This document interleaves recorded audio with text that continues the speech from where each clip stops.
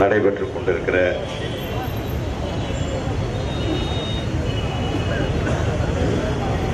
ஆணவ படுகொலைக்கு ஆளாகி தன் ஆருயிர் காதலியை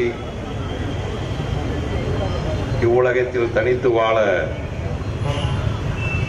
படியான ஒரு துப்பாக்கி நிலைக்கு ஆளாக்கி இந்திய நாட்டினுடைய அவலத்தின் அடையாளமாக ஜனநாயகம் என்கிற பேரிலே இங்கே நடைபெற்றுக் கொண்டிருக்கிற ஒரு சாதியவாத அரசியல் சமூக கட்டமைப்பை உடைத்து நொறுக்குவதற்கான ஒடுக்கப்பட்டவருடைய புரட்சிக்கான களத்தின் நாயகனாக இன்றைக்கு இருக்கக்கூடிய அருமை சகோதரன் கோவிலாங்குளம் அழகேந்திரனுடைய அந்த சாதியார் ஆணவ படுகொலைக்கான நீதியை கோருகிற வகையிலே நடைபெற்றுக் கொண்டிருக்கிற இந்த கண்டன ஆர்ப்பாட்டத்தினுடைய தலைமை ஏற்றிருக்கக்கூடிய தமிழ் புலிகள் கட்சியினுடைய தலைவர் அருமை வழக்கறிஞர் தம்பை நாகை திருவள்ளுவன் அவர்களே, இந்த கண்டன நிகழ்விலே பங்கேற்று இதுகாலம் இங்கே பேசி சென்றிருக்கிற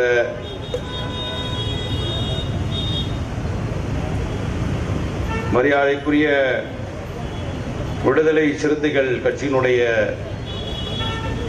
முன்னாள் மதுரை தெற்கு மாவட்ட செயலாளரும் மதுரை மாநகராட்சியினுடைய மாமன்ற உறுப்பினருமான வழக்கறிஞர் அண்ணன் இன்குலாப் அவர்களே, தமிழ் புலிகள் கட்சியினுடைய பொதுச் செயலாளர் என் அன்பிற்குரிய இளவல் தம்பி பேரறிவாளன் அவர்களே, தமிழக உரிமை மீட்புக் கழகத்தினுடைய ஒருங்கிணைப்பாளர் சகோதரர் லெனின் கென்னடி அவர்களே, தேவேந்திர சமூக நல பாதுகாப்பு கூட்டமைப்பினுடைய தலைவரும் மரியாதைக்குரிய அண்ணன் மாவீரன் மலைச்சாமி அவர்களுடைய உடன்பிறந்த சகோதரருமான வழக்கறிஞர் அண்ணன் விஜயன் அவர்களே, ஐந்திணை மக்கள் கட்சியினுடைய அமைப்பு செயலாளர் சகோதரர் தேவதாஸ் அவர்களே, மருதநாட்டு வேங்கைகள் கட்சியினுடைய நிறுவனர் தம்பி பனை ராஜ்குமார் அவர்களே, மூவேந்தர் புலிப்படையினுடைய நிறுவன தலைவர் சகோதரர் பாஸ்கரன் வழக்கறிஞர் பாஸ்கரன் அவர்களே, தீண்டாமை ஒழிப்பு முன்னணியுடைய மாநில பொதுச் செயலாளர் மரியாதைக்குரிய சகோதரர் செல்லக்கண்ணு அவர்களே, தமிழ் தேசிய மக்கள் முன்னணியுடைய தலைவர் மரியாதைக்குரிய அண்ணன் மீதா பாண்டியன் அவர்களே, எனக்கு முன்பாக இங்கே பேசிய மனித உரிமை செயற்பாட்டாளர் சகோதரர் எவிடன்ஸ் கதிர் அவர்களே, எனக்கு பின்பாக இங்கே பேசியிருக்கிற பல்வேறு அமைப்பைச் சேர்ந்த பொறுப்பாளர்களே, அதிலும் குறிப்பாக விடுதலை சிறுத்தைகள் கட்சியினுடைய மூத்த முன்னணி பொறுப்பாளர் அண்ணன் எல்லாளன் அவர்களே, விடுதலை சிறுத்தைகள் கட்சியினுடைய துணை பொதுச் செயலாளர் சகோதரர் கனியமுதன் உள்ளிட்ட இங்கே வருகை தந்திருக்கிற பல்வேறு அமைப்பைச் சேர்ந்த பொறுப்பாளர்களே, பெரியோர்களே, தாய்மார்களே, ஊடகத்துறை நண்பர்களே, உளவுத்துறையை சேர்ந்த சகோதரர்களே, உங்கள் அத்தனை பேருக்கும் முதற்கண் என்னோடு வருகை தந்திருக்கிற மக்கள் விடுதலை கட்சியினுடைய அனைத்து மட்டத்திலான பொறுப்பாளர்கள் சார்பாக மக்கள் விடுதலை கட்சியினுடைய பணிவான அன்பான வணக்கத்தை நான் தெரிவித்துக் கொள்கிறேன். இங்கே எனக்கு முன்பாக பேசியவர்கள் பல்வேறு கருத்துக்களை எடுத்து வைத்து பேசி சென்றிருக்கிறார்கள்.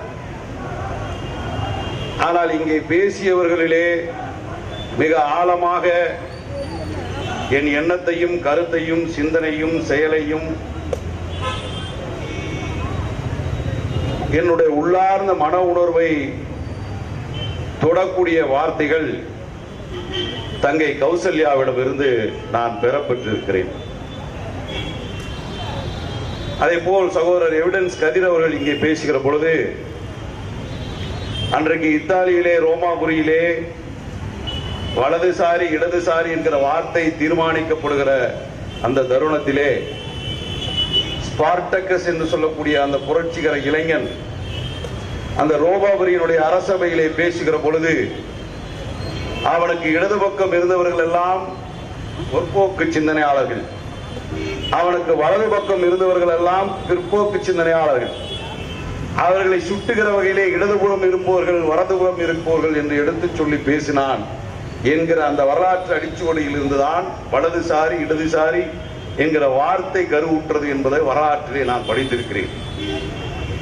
ஆனால் இன்றைக்கு நான் வலது பக்கமும் இல்லாமல் இடது பக்கமும் இல்லாமல் நடுவிலே இருந்ததாலே சகோதரர் எவிடன்ஸ் கதிர் அவர்கள் என்னை குறிவைத்தே பேசியிருக்கிறார் என்று நான் கருதுகிறேன். ஏனென்று சொன்னால் சற்றேறக்குரிய ஒரு 7-8 ஆண்டுகளுக்கு முன்பு மதுரை பேருந்து நிலையம், பெரியார் பேருந்து நிலையம் அருகே நான் 2 சக்கர வாகனத்தில் வந்து கொண்டிருக்கும் பொழுது சகோதரர் நாகை திருவள்ளுவனையும் அவரோடு சேர்ந்தவருடைய இயக்க தோழர்கள் ஒரு சிலரையும் வழியிலே சந்தித்து குசாலம் விசாரிக்கிற ஒரு நிகழ்வு நடந்தது. அப்பொழுது தம்பியிடம் எப்பொழுதுமே இயக்கம் தொடர்பான பல அறிவுரைகளை சொல்லுவது நான் வழக்கமாக வைத்திருக்கக்கூடியவன். பேசிக் கொண்டிருக்கும் போது அவரோடு நின்ற சகோதரர் ஒருவர் என்னை பார்த்து சொன்னார், நான் உங்களை பார்த்து ஒன்று சொல்லலாமா, வருந்த மாட்டீர்களா என்று சொன்னார். சொல்வதற்கு அனைத்து உரிமையும் உனக்கு இருக்கிறது, சொல்லு தம்பின. தேவேந்திர குல வேளாளர் சமூகம் வளர்ந்து வருகிற ஒரு ஆதிக்க சாதி என்று நான் சொன்னால் நீங்கள் என்ன செய்வீர்கள் என்று என்னை கேட்டார். அதை ஏப்ப ஏன்ட்ட கேட்கிறேன்னு நான் கேட்டேன். இன்னைக்கு இல்ல, 8 வருஷத்துக்கு முன்னாடி தேவேந்திர குல வேளாளர் சமூகம் வளர்ந்து வருகிற ஒரு ஆதிக்க சாதி என்று சொன்னாரு. இன்னைக்கு சகோதரர் எவிடன்ஸ் கதிர் என்ன பேசுறாருன்னா, இந்த சிவப்பு பச்சை துண்டு போட்டவங்க போற இழுத்து கொண்டு வந்து உட்கார வச்சதுக்கு நாகை திருவள்ளுவனுக்கு பாராட்டுங்கிறார்.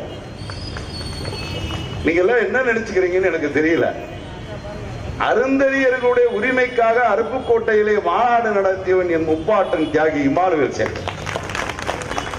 அந்த வரலாறு உங்களுக்கு தெரியணும் கண்டிப்பா. ஆதி திராவிட மக்களுக்காக ஓடி ஓடி உழைத்து உரிமைக்காக குரல் கொடுத்தவர் தியாகி இமானுவேல் சேகர். அதோட நிக்கல, நாடார் உள்பட்ட அனைத்து சாதி மக்களும் ஆதிக்க சமூகத்தால் அடைக்கப்படுகிற பொழுது அனைத்து தரப்பு மக்களுக்காக அடைக்கலமாக அடையாளமாக தியாகி இமானுவேல் சேகரனுடைய வழியில வந்த ஒரு சிஷியன் நான். அவ்வளவுதான், அதை நீங்க புரிஞ்சுக்கணும். அதே போல இன்னொன்னு சொல்றேன், தன் குடும்பத்திலே இருக்கக்கூடிய பெண்ணுக்கும் பையனுக்கும் ஆதி திராவிட சமூகத்திலிருந்தும் அருந்ததியர் சமூகத்திலிருந்தும் பெண் எடுத்து பெண் கொடுத்தவர் புரட்சியாளர் சந்திரபோஸ் அவர்கள் பிறந்த சமூகம் தேவேந்திர குல வேளாளர். மாவீரன் மலைச்சாமி அவர்கள் அவனியாபுரத்திலே இருக்கிற வரைக்கும் இங்க பல்லன் பறையன் சக்கிலேன் என்கிற வேறுபாடு இல்லை. மூன்றையும் ஒன்றாக இணைத்து ரெட்டக்குழல் துப்பாக்கியில் 3 குழல் போட்ட துப்பாக்கியாக அன்றைக்கு ஆதிக்க சமுதாயத்துக்கு எதிராக அதிர்வடியாக வெடித்த அரசியல் தேவேந்திர குல வேளாளர்களுடைய அரசியல் என்பதை நீங்க மறந்துவிடக் கூடாது. இன்னும் சொல்ல போனால் இதுகாரும் இங்கே தென் தமிழ்நாட்டிலே இருக்கிற பல்லரும் பறையரும் சக்கிலியரும் சாதி ஆதிக்க வெறிபிடித்த மிருகங்களிடமிருந்து பாதுகாப்பாக இருக்கிறான் என்று சொன்னால் அது பல்லர் சமூகம் உயர்த்த ஆயுத போராட்டம் தான் அடிப்படை என்பதை யாரும் மறந்து விடக்கூடாது. அப்படித்தானே இருந்தீங்க, பெண்ணாயிட்டீங்கன்னு நீங்க கேட்கறீங்க. காமராஜர் சொல்லுவாங்க, இருக்கிற கருவேல மரத்தை பூரா சொல்லுவாங்க, காமராஜர் அப்படியே விமானத்தில் தூவிட்டாரு, பூரா முளைச்சி செம்மக்கருவலம் போது முள்ளா போச்சுன்னு சொல்லுவாங்க. பாரதிய ஜனதா கட்சியும் போற போக்கில் விமானத்திலிருந்து பார்த்தினிய செடிகள் விதைகளை தேவேந்திர குல வேளாளர் சமுதாயத்துக்குள்ள போட்டு போயிட்டாங்க, முளைச்சிருச்சு. எங்களை என்ன செய்ய சொல்றீங்க? நீங்கள் குற்றம் சாட்ட வேண்டியது பாரதிய ஜனதா கட்சியை தவிர பல்லர் சமூகத்தை அல்ல என்பதை சகோதரர்கள் புரிந்து கொள்ள வேண்டும். இன்றைக்கு நாங்க தான் இன்னைக்கு நான் வரும்போது கேட்டேன், என் கட்சி தோழர்கள் கேட்டேன், இந்த துண்டை போட்டுக்கலாமா வேணாமான்னு. ஏன்னா இங்க போய் நம்ம பாகுபாட்டை வெளிப்படுத்தவே கூடாது. இது ஒரு குடும்பம், இங்கே நாம் அனைவரும் ஒரு தாயின் பிள்ளைகள். என்னுடைய வர்ண அடையாளங்களை நாங்கள் இங்கே வெளிப்படுத்த கூடாது என்கிற உணர்விலே கேட்டேன். அவள் தம்பி சொன்னா, இங்கதானே இதை போடணும், நாம அழகேந்திர பக்கம் நிக்கிறோங்கிறத சொல்லணும்னே, இங்கதானே இந்த துண்டை போட்டுட்டு போகக்கூடாது, உரைக்கணும்னே நாட்டில் இருக்கவனுக்கு. இதை இப்படியே வளர விட்டுட்டு போனா என்ன ஆகும்? பார்த்தினியா செடிகளை அழிக்க வேண்டிய பொறுப்பு நமக்கு இருக்குல்ல. அதே போல் இந்த சாதி ஆணவ வெறி என்பது பல்லர் மத்தியில் வந்தாலும், பறையர் மத்தியில் வந்தாலும், அருந்தையர் மத்தியில் வந்தாலும் அதை களைய வேண்டிய பொறுப்பு நம்ம ஒவ்வொருத்தருக்கும் இருக்கு. தங்கை கௌசல்யா சொன்னதை போல் இது ஆணவ படுகொலை என்பதில் உள்ளடக்கம் என்ன தெரியுமா? இங்கு மாண்புமிகு முதல்வரை பற்றி இங்க சொன்னீங்க, கோபமா சொன்னீங்க, சொல்றீங்க. நான் அவரோட பக்கத்திலே இருக்கிறாள். நான் அவரோட தோழமே முந்தானத்து கூட தியாகி இமானுவேல் சேகரன் அவர்களுக்கு அரசு விழா அறிவித்ததற்கு அவர் நேர சந்திச்சு நான் அவருக்கு நன்றி சொல்லிட்டு வந்திருக்கேன். ஆணவ படுகொலைக்கு என்று தனி சட்டம் தேவையில்லை என்பது அவருடைய கருத்து. ஆனால் ஆணவ படுகொலைக்கு எதிராக தனி சட்டம் வேண்டும் என்பது திமுகவுடைய நிலைப்பாடு. ஆனால் திமுகவினுடைய கொள்கைகளுக்கும் நிலைப்பாட்டிற்கும் முதலமைச்சர் வேறுபட்டு நிற்கிறார். அப்படி அவர் வேறுபட்டு நிற்பதற்கான காரணம் என்ன? அவரை வேறுபட்டு பார்க்க வைக்கக்கூடிய உந்து சக்திகள் என்ன? அவங்க தான் சொல்றான், தந்தை பெரியாருடைய மண் தமிழ்நாடு, இது சமூக நீதியினுடைய இருப்பிடம், இது சமத்துவம் இருக்கக்கூடிய ஒரு மண் பூமி. இங்கே பால் அடிப்படையிலே, பிறப்பின் அடிப்படையிலே, மொழியின் அடிப்படையிலே எந்த விதத்திலும் மனிதனுக்குள் பாகுபாடு இருக்கக்கூடாது என்பதுதான் திராவிட பண்பாடு கலாச்சாரம். அது தந்தை பெரியார் வகுத்து கொடுத்து சொல்றான். தந்தை பெரியார் தான் பெண் விடுதலையினுடைய அடையாளமாக பேசுறான். நான் மிக தமிழக முதலமைச்சர் அவரை இந்த இடத்திலிருந்து நான் கேட்க விரும்போதே உங்களுடைய தோழனாகவே கேட்கிறேன். பெண் விடுதலை என்னவென்பதை கௌசல்யாவிடம் நீங்கள் கேட்டு தெரிந்து கொள்ளணும். வேற எங்கேயும் போக கூடாது.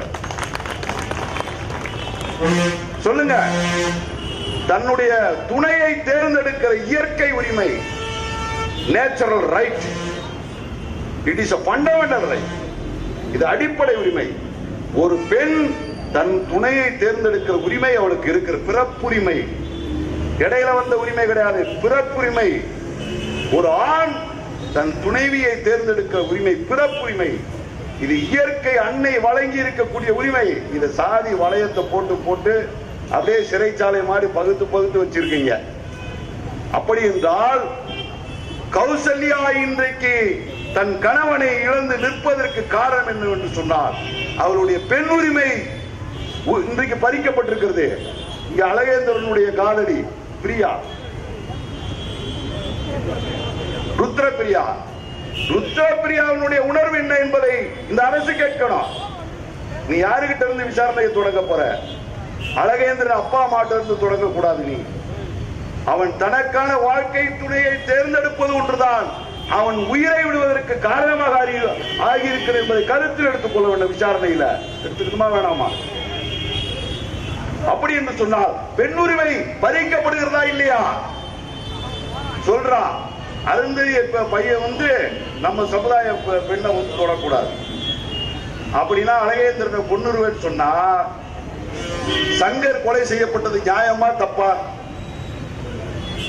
அப்படி என்றால் சங்கர் கொலையை நீ எப்படி எதுக்குற? சங்கரை கொலை செய்யக்கூடாது. அந்த வீடியோவை நான் டிவியில பார்த்த ஒரு நிமிடம் என்னை அறியாமல் அப்படியே எவ்வளவு கண்ணீர் வந்தது, நான் எவ்வளவு துடித்தேன், என் உடல் எவ்வளவு தூரம் ஆடி இருக்கும், என்னுடைய உணர்வு அதே உணர்வு தான். அழகேந்திரனுடைய அந்த கொலை செய்யப்பட்ட காட்சியை, இந்த தலையை தனியாக கிடக்கிற தலையையும் அந்த உடலையும் பார்க்கிற பொழுது மிருகங்கள், மனிதாபிமானமற்ற மிருகங்கள், மனித உணர்வுக்கு எதிரான மிருகங்கள். மனிதன் தன்மை கொண்டவனுக்கு சாதி இல்லை, மனிதாபிமானம் கொண்டவனுக்கு சாதி இல்லை. இந்த சாதி என்பது ஊக்குவிக்கப்படுகிறது, ஊட்டப்படுகிறது. ஆக பெண் உரிமை எங்கே காக்கப்படுகிறது? சொன்னாங்க SC/ST ஆக்ட்ல இந்த வழக்கு போட்டாங்க. ஆனால் இதுவரை அந்த குடும்பத்துக்கு தேவையான காம்பன்சேஷன் கிடைக்க வாய்ப்பு இல்லைன்னு நான் என்ன சொல்கிறேன்? முதலமைச்சர் அவர்களை பார்த்து, சாதாரண ரோட்ல போறவங்க ஆக்சிடென்ட் ஆயிட்டா முதலமைச்சர் நிவாரண நிதியில 5 லட்சம் கொடுக்குறீங்க. சாராயம் குடிச்சு, விஷச்சாராயம் குடிச்சு செத்து போன ஒரு குடும்பத்துக்கு 10 லட்சம் கொடுக்குறீங்க. ஆணவ படுகொலைக்கு ஆளாக இருக்கிற அழகேந்திரன் குடும்பத்திற்கு பணம் கொடுப்பதற்கு நீங்கள் யோசிக்கிறீர்கள் என்று சொன்னால் நீங்க யார் பக்கம் நிக்கிறீங்க? விஷச்சாராய படுகொலைகளுக்கு 10 லட்சம் கொடுக்கிற தமிழக அரசு அழகேந்திரனுக்கு நிவாரணம் கொடுப்பதிலே சட்டத்தை தேட வேண்டிய அவசியம் இல்லை. சட்டத்தில் எங்கே இடம் இருக்கிறது கொடுப்பதற்கு என்று புலன் விசாரணை செய்ய வேண்டிய அவசியம் இல்லை. வழிந்தோடி இருக்கிற ரத்தத்தையும் அந்த அழகேந்திரனை இழந்திருக்கிற அந்த குடும்பத்தினுடைய துன்பத்தையும் பார்க்கிற பொழுது முதலமைச்சர் அவரே முன்வந்து 1 கோடி ரூபாய் எடுத்து கொடுத்திருக்கணும். 1 ரூபாய் 2 ரூபாய் கிடையாது. முதலமைச்சர் நினைத்தால் அவருடைய ஸ்பெஷல் ரிலீஃப்ல இருந்து எவ்வளவு பணம் கொடுக்க வேண்டும் என்பதை தீர்மானிக்கிற அதிகாரம் அவருக்கு இருக்கிறது என்று சொன்னார். இதற்கு எதுக்கு இவ்வளவு நேரம், இதற்கு என்ன யோசனை என்று சொன்னால், முதலமைச்சர் கொள்கைக்கும் முழக்கத்திற்கும் வேறுபாடு இருப்பதற்கு யார் காரணமோ அதே காரணம் தான் அந்த பணத்தை கொடுக்க விடாமல் அவரை தடுப்பதற்கான உள்நோக்கமாக இருக்கிறது என்பதை நாம் புரிந்து கொள்ள வேண்டும். இங்கே தனி சட்டம் வேண்டும் என்றார்கள். நான் கடைசியா சொல்றேன், அண்ணன் நான் என்ன சொல்ல வந்தோம்னா, அண்ணன் விஜயன் கரெக்டா சொல்றேன். எப்ப சட்டம்லாம் வரட்டும்பா, என் பாணியில சொல்றேன், அது ஒரு நாளைக்கு வரட்டும். இப்ப இருக்கிற SC ST சட்டம் ஆக்ட் சட்டத்துல போட்ட எல்லா கேஸ்லயும் நீங்க ஜெயிச்சிட்டீங்களா? குற்றவாளியை தண்டிச்சிட்டீங்களா? கௌசல்யாவோட அப்பா அம்மா எங்க? சட்டம் தானே விட்டுருச்சுல? சொல்லு, யாரு இன்ஸ்டிகேட்டர்? இல்ல சகோதர கதிர கேட்கிறேன், யாரு இன்ஸ்டிகேட்டர்? தன் மகளை தன் சாதி கூட கீழாக நினைக்கப்படுகிற இன்னொரு சாதியை சேர்ந்தவன் திருமணம் செய்து விட்டான் என்று முதலில் அதற்காக துடிக்கிறவன் பெற்ற பெற்றோர்கள் தானே. அவன் தானே ஆள் அமர்த்திருக்க முடியும், அவன் தானே கொலைக்கு கூலிப்படைய அமர்த்திருக்க முடியும். அவனுக்கு தெரியாம சங்கர் படுகொலை செய்யப்பட்டிருப்பானா? ஆனால் அந்த தாயும் தந்தையும் விடுவிக்கப்பட்டான். அதே SC ST வன்கொடுமை சட்டம் தான். என்னை பொறுத்த வரைக்கும் இந்த சட்டங்கள் வரும். செத்து போனா காசு கொடுங்கிற போராட்டம், அப்புறம் வீடு கொடுங்கிற போராட்டம், அப்புறம் வேலை கொடுங்கிற போராட்டம், பணத்தை வாங்க மாட்டோம்னு 10 நாள் போராட்டம், இதெல்லாம் பண்ணுங்க, இதெல்லாம் செய்யுங்க. ஆனால் ஆணவ படுகொலை நிகழ்த்தியவனை நாம் என்ன செஞ்சிருக்கோம்? எங்காவது ஒரு இடத்துல யாராவது ஒருத்தன், நம்மெல்லாம் மாவீரங்க தானே, நம்மெல்லாம் ஆண்ட பரம்பரை தானே, நாங்க நேருக்கு நேரம் எங்களை சந்திக்க முடியுமான்னு கேட்கறீங்கல்ல, யாராவது நேருக்கு நேரா போய் எதிரியை சந்திச்சீங்களா? அழகேந்திரனை கொலை செய்தவர்களையும் நீங்கள் நேருக்கு நேராக சந்திக்க வேண்டும் என்பதாக கோரிக்கை. சட்டம் வரும் ஒரு நாளைக்கு, அரசன் அன்று கொள்வான், இறைவன் நின்று கொள்ளும், நீதி என்னைக்குமே கொள்ளாது. போற போக்குல அப்படியே லைட்டா கடிச்சு புடிச்சிட்டு அப்படியே கீழே போட்டு போயிடுவாங்க. அரகுற உயிரோட அவனை விட்டுருவான். கொஞ்ச நாள் கழிச்சு அவன் எந்திரிச்சு தெம்பா நடமாடும் போது மத்தவன் என்ன நினைக்கிறான்? இந்த கொலை பண்ணா, ஜெயிலுக்கு போனா, வழக்கு நடத்துறான், வந்துட்டான்டா, என்ன ஆகி போச்சு என்கிற காரணம் மீண்டும் ஒரு கொலைக்கான தூண்டு சக்தி அதுதான். எனவே என்னை பொறுத்த வரைக்கும் சட்டம் தன் கடமையை செய்யட்டும், அது ஒரு பக்கம் நடக்கட்டும். சமூகம் தன் கடமையை செய்யணும், தன் சமூகம் தன் கடமையை செய்யணும் என்பதை இந்த நேரத்திலே வலியுறுத்தி, இங்க வந்திருக்கிற இடதுசாரி முற்போக்கு அரசியல் கட்சிகள், இயக்கங்கள், சமூக அமைப்புகளை சேர்ந்த எல்லாருக்கும் நான் கேட்கிறேன், தொடர்ந்து வலியுறுத்தி வருகிறேன். எங்கேயாவது பட்டியல் சமூக மக்களுக்குள்ள கட்சி நடத்துறோம், ஆளுக்கு ஒரு கட்சி, ஒரு பிரச்சனைனா கொடிகளோட வந்து நிக்கிறோம். நாம கூடி எங்கேயாவது இந்த 3 சமுதாயத்துக்குள்ள பெண்ணு கொடுத்து கொண்டெடுக்கிறத ஒரு நிகழ்ச்சியை நடத்தி இருக்கோமா? அதை முன்னெடுத்திருக்கீங்களா? நீங்க சொல்லுங்க பார்க்கலாம். அப்படின்னா நமக்கு பேசுறதுக்கு எந்த உரிமையும் கிடையாது, எந்த தகுதியும் கிடையாது. தப்பு நம்ம கிட்ட தான். நம்ம கட்சி நடத்தணும், கூட்டம் சேர்க்கணும், எவன் கூட கூட்டணி வச்சு ஒரு சீட்டு வாங்கி எம்எல்ஏ ஆகணும், எம்பி ஆகணும், கவுன்சிலர் ஆகணும், சேர்மன் ஆகணும். இதுக்குத்தான் இங்க இருக்கிற எல்லா அமைப்பும் இருக்கு. ஒருத்தவங்க கூட சமுதாயத்துக்காக இல்ல, நான் சொல்றேன், ஒருத்தவங்க கூட சமுதாயத்துக்காக இல்ல. அப்படி என்று சொன்னால் என்னைக்கா சந்திரபோஸ் போல நம்ம பெண்ணு கொடுத்து பெண் எடுத்துக்கலாம் பேசியிருக்கோமா?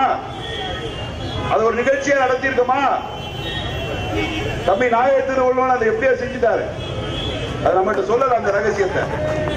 ஆனா தம்பி கல்யாணம் முடிச்சுக்கங்கன்னு சொன்னது நான் தான். மருத்துவமனையில பார்த்து இது உனக்கு மேல தள்ளி போட முடியாது தம்பி, நீ கல்யாணம் முடிச்சுக்கன்னு சொன்னேன். ஆனால் அது ஒரு சாதி மறுப்பு திருமணமாக செய்து கொண்டார் நாகை திருவள்ளுவர் என்பது பாராட்டுக்குரிய விஷயம், பாராட்டுக்குரிய விஷயம். அப்படித்தான் நாங்க எல்லாருமே, அண்ணன் மீதாப்பா நாங்கெல்லாம் அந்த வழியில போறோம். எங்களுக்கு சாதி இல்லை, ஆனால் இந்த கொடிகளை, இயக்கத்தை, அடையாளத்தை உயர்த்தி பிடிப்பதற்கான காரணம், நான் பிறந்த இடத்தில் இருந்து நான் மாற்றத்தை செய்ய வேண்டும், அதுக்கு ஒரு பொது நீரோடைக்கு போக வேண்டும் என்கிற நோக்கத்திலே நாங்கள் இருக்கிறோம் என்பதை சொல்லி, நானே கூட நாகை திருவிழா எனக்கு போன் பண்ணும் போது சொன்னேன், ஆனா திங்கக்கிழமை ஒரு ஆர்ப்பாட்டம் வச்சுக்கணும் வந்துருங்கன்னு சொன்னாரு. நான் சொன்னேன், தம்பி நீங்க சொல்றதுக்கு முன்னாடி நானே ஒரு சாகுமறை உண்ணாவிரதத்தை நான் ஒருத்தரா கூட நடத்தணும்னு முடிவுல இருந்தேன். இப்பவே என்னுடைய எண்ணம் அதுதான். ஆணவ படுகொலை சட்டமாக இயற்றப்படுகிற வரை நம்மை அழித்துக் கொண்டு கூட ஒரு போராட்டத்தை முன்னெடுக்க வேண்டும். இந்த அரசுக்கு, மத்திய மாநில அரசுகளுக்கு ஒரு அழுத்தத்தை தர வேண்டும் என்பது என்னுடைய ஆணித்தரமான எண்ணம். அதற்கான எண்ணத்தில் இருக்கிறேன். அதற்கான காரியத்தை நாங்கள் முன்னெடுப்போம் என்பதையும் இந்த நேரத்திலே சொல்லி, தீபக் பாண்டியன் படுகொலை 3 மாசம் கூட கடக்கல. சகோதரர் ஆம்ஸ்ட்ராங் படுகொலை, நம்முடைய அன்பு சகோதரர் ஆம்ஸ்ட்ராங்.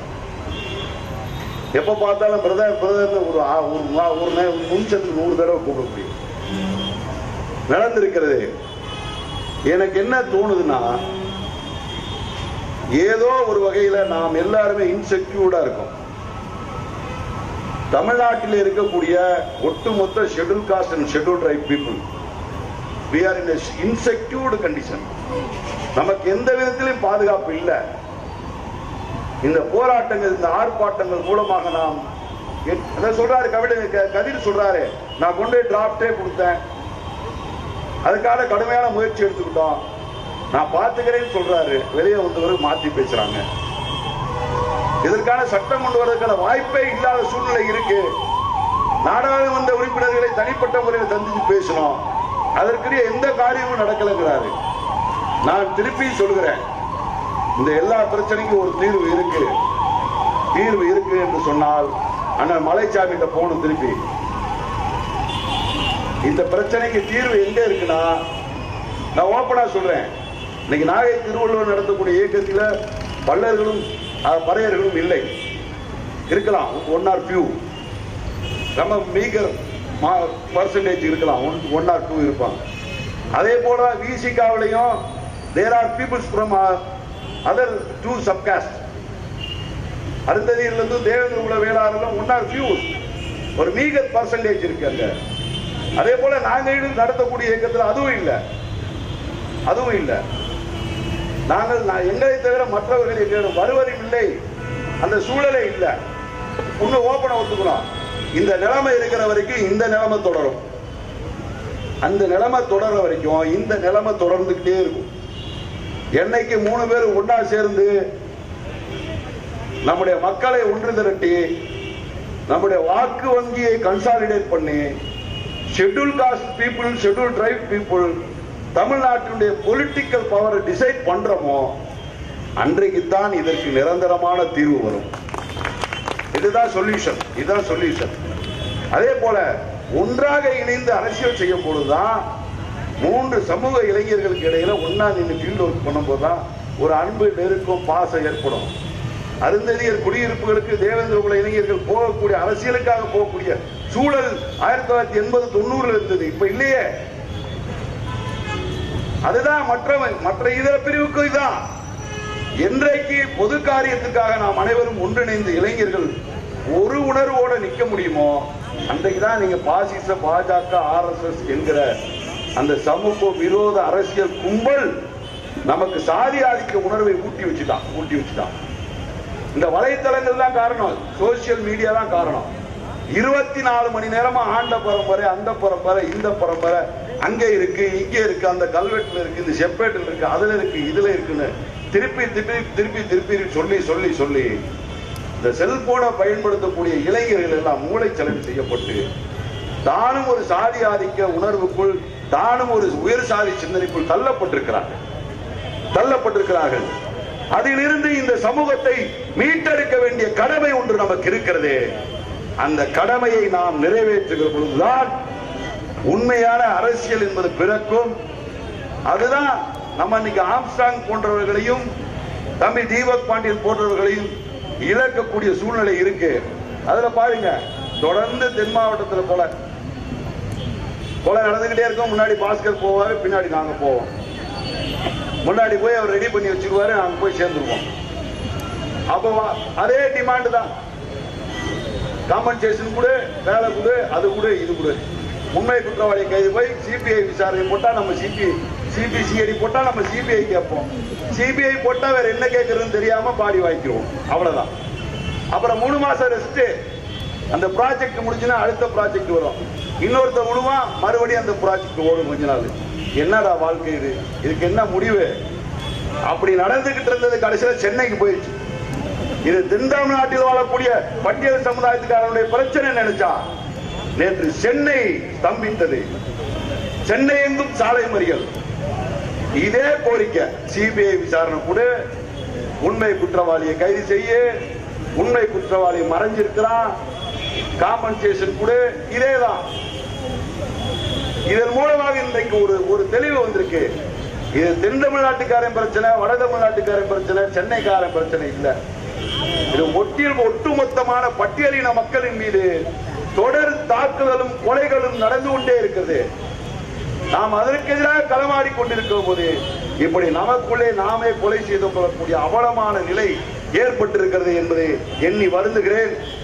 அழகேந்திரன் படுகொலை செய்யப்பட்டதற்கு ஒரு தேவேந்திர வேளாளர் சமூகத்தினுடைய பிரதிநிதி என்கிற முறையில் முதலில் நான் அருந்ததியர் சமுதாயத்தின் பணிவான மன்னிப்பை கேட்டுக்கொண்டேன்.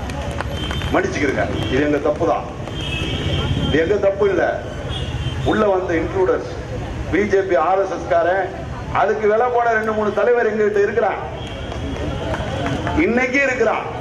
அதுல ஒருத்தப்ப மன்னிப்பு கடிதம் எழுதி கொடுத்திருக்கிறாரு. நான் தெரியாம செஞ்சுட்டேன், என் உழைச்ச உழைப்பெல்லாம் போச்சு, என் ஓட்டு வங்கியை நான் இழந்துட்டேன், நான் இப்ப பாவ மன்னிப்பு கொடுங்க, மறுபடியும் வேலை செய்ய வர்றேன்னு வந்திருக்கிறார் ஒருத்தர். புரியுதா? அந்த ப்ராஜெக்ட்ல பைனான்ஸ் வந்ததுன்னா அதை கண்டினியூ பண்ணுவோம். கொஞ்சம் லைன் கட்டாச்சுன்னா ப்ராஜெக்டை விட்டுட்டு வேற ப்ராஜெக்ட் வந்துடும். இப்ப மாஞ்சோலை ப்ராஜெக்ட் ஓடிட்டு இருக்கு. இப்ப ஓடுறது மாஞ்சோலை பிசினஸ். என்னடா கொடுமை? எவனாவது ஒருத்தர் இந்த சமுதாயத்து மேல உண்மையான அன்பு பாசம் வச்சு, நான் பிறந்த மக்கள் இப்படி இருக்கிறானே, இவ்வளவு கஷ்டப்படுறானே, வருங்காலத்திலே புள்ள குட்டிகள் நல்லா இருக்கணும்னு எவனாவது நினைச்சு இந்த அரசியலுக்கு வந்தாங்கன்னா இந்த நாடு இந்த சமூகங்களும் உருப்படும். இல்லைன்னா நாசமாதான் போகும். அதனால அழகேந்திரன் படுகொலைக்கு நீங்கள் தேவேந்திர குல வேளாளர்களை ஒட்டுமொத்தமாக தயவு செய்து குறை சொல்லாதீங்க, குத்தம் சொல்லாதீங்க. இது அப்படிப்பட்ட சமூகம் இல்ல. இது 50 வருஷமா அருவா கத்தி பிடிச்சு சாதியான அடக்குமுறை செஞ்சவனுக்கு எதிராக பல்லாயிரம் உயிர்களை தியாகம் செய்த ஒரு தியாக சமூகம். இதுக்கு அப்படி ஒரு வரலாறு இருக்கு. எனவே அழகேந்திரன் படுகொலைக்கு நான் என் சமூகத்தின் சார்பாக கூட மன்னிப்பு கேட்டுக்கிறேன். நாங்கள் என்றைக்கும் உங்களோடு தான் நிற்கிறோம் என்பதை உறுதியா சொல்றேன். ஒடுக்கப்பட்டோர் ஒற்றுமையில் நாங்கள் முன்னணியில நிற்போம். நாங்க உங்களோட தோள் நிற்போம். என்னுடைய தனிப்பட்ட வேண்டுகோள், இன்னைக்கு நேரத்தில் 20 வருஷமா இந்த செக்ஷன் வாரியான பாலிடிக்ஸை விட்டுட்டு நாம் எல்லாரும் ஒரே சகோதரர்களாக ஒரு ஒன்றுபட்ட அரசியல் அதிகாரத்தை நோக்கி நகர வேண்டும் என்பதை இந்த நேரத்திலே வலியுறுத்தி தம்பி அழகேந்திரனுக்கு என்னுடைய ஆழ்ந்த அனுதாபத்தையும் ஒரு குடும்பத்தினருக்கும் இரங்கலையும் தெரிவித்து, தமிழக முதலமைச்சர் அவர்கள் ஆணவ படுகொலைகளை தடுத்துவதற்கு உடனடியாக தனி சட்டம் இயற்ற முன்வர வேண்டும். இரண்டாவதாக அழகேந்திரன் குடும்பத்திற்கு குறைந்தது 20 லட்சம் ரூபாய் நிவாரணத்தை உடனடியாக வழங்க வேண்டும். இந்த வழக்கில் சம்பந்தப்பட்ட ஏனைய குற்றவாளிகள் பட்டியல் சமுதாயத்தை சாராதவர்கள் என்பதாலே இந்த வழக்கை SC/ST பிரிவு வழக்காக எடுத்துக்கொண்டு விசாரிக்க வேண்டும். குற்றவாளிகளை குண்டர் சட்டத்திலே சிறை வைக்க வேண்டும். குற்றவாளிகளுக்கு மரண தண்டனையை தமிழ்நாடு காவல்துறை வாங்கி தரணும். குற்றவாளிகளுக்கு மரண தண்டனை பெற்றுத் தர வேண்டும் தமிழ்நாடு காவல்துறை. அவர்தான் சொன்னாரே, அப்படியே போறேன் செட்டியார் தெரு, நாடார் தெரு, பல்லர் தெரு தாண்டி போன கடைசியா ஒரு ஓரத்துல ஒரு 8 வீடு இருக்கு அப்படின்னா அவனோட நிலைமை நினைச்சு பாருங்க. அந்த காதல் ஒரு மோசமான வியாதி. எந்த மூலையில் இருந்தாலும் காதல் வந்துடும். அதை ஒண்ணும் செய்ய முடியாது. ஆனா என்னன்னு கேட்டா, என் சகோதரி ருத்ரப்பிரியாவுக்கு இந்த உலகத்திலேயே அழகான ஆண்மகன் அழகேந்திரன் அவ கண்ணுக்கு பட்டுச்சு. என்னடா தப்பு? கௌசல்யாவுக்கு சங்கர் தான் உலகத்தில் அழகானவன். நான் சொன்னாரு, ஆந்திராவில் போய் கேட்டேன், அந்த பையனை பார்த்தா உலகத்திலே அவன் தான் அழகான ஆணை எனக்கு தெரிஞ்சுன்னு சகோதரர் கதிர்கிட்ட சொல்லியிருக்கிறான். இதுதான் கடைசி என்ன சொல்றேன்னா, தன் கணவனை தேர்ந்தெடுக்கிற உரிமை பெண் உரிமை, பிறப்புரிமை, அடிப்படை உரிமை, இயற்கை உரிமை எல்லாமே இருக்கு.